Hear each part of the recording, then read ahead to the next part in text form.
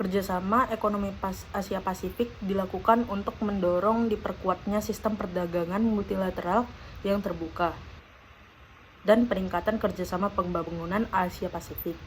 Indonesia merupakan salah satu negara yang berperan aktif dalam pembentukan APEC maupun perkembangan kerjasamanya. Dalam hal ini, Indonesia telah mendukung peran penting APEC dalam meningkatkan kerjasama ekonomi di kawasan, khususnya kawasan Asia Pasifik. Dalam perkembangan APEC di Indonesia ini telah mempengaruhi tingkat perkembangan perekonomian di Indonesia, yang meliputi pada sektor ekspor, investasi, dan program-program APEC di Indonesia.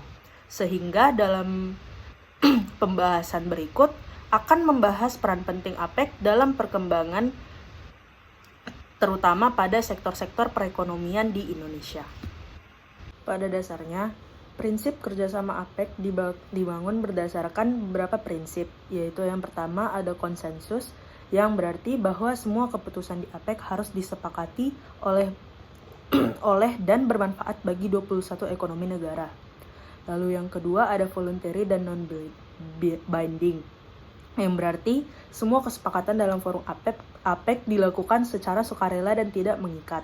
Lalu yang ketiga ada concerted unilateralism, yang berarti pelaksanaan keputusan yang dilakukan secara bersama-sama sesuai dengan kemampuan tiap ekonomi tanpa syarat resiprositas.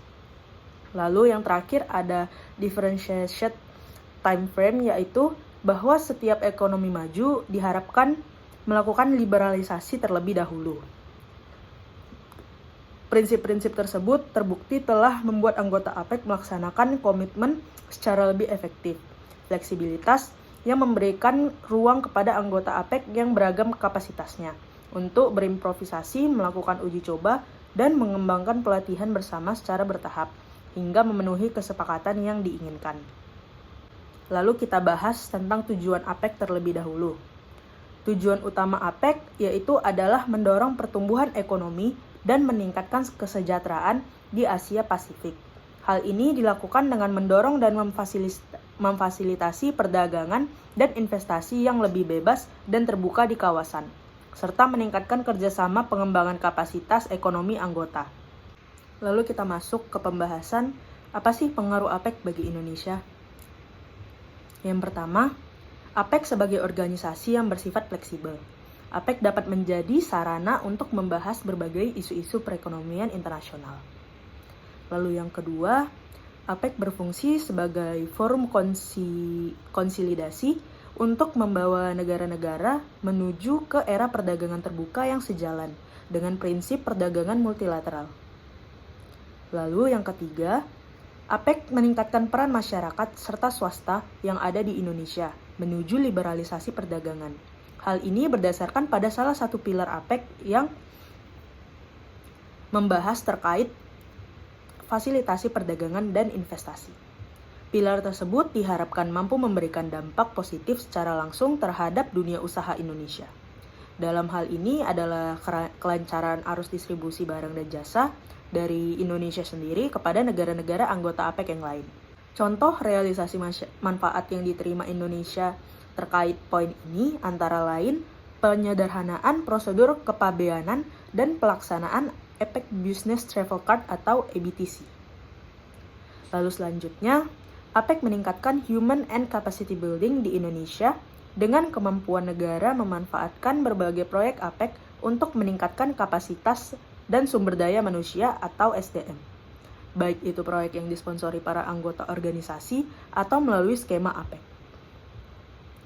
Lalu, selanjutnya, APEC sebagai sumber untuk meningkatkan potensi ekonomi perdagangan serta investasi di Indonesia. Manfaat yang diperoleh dari adanya organisasi adalah meningkatkan arus barang dan jasa, serta pertumbuhan ekonomi negara-negara yang tergabung sebagai anggota.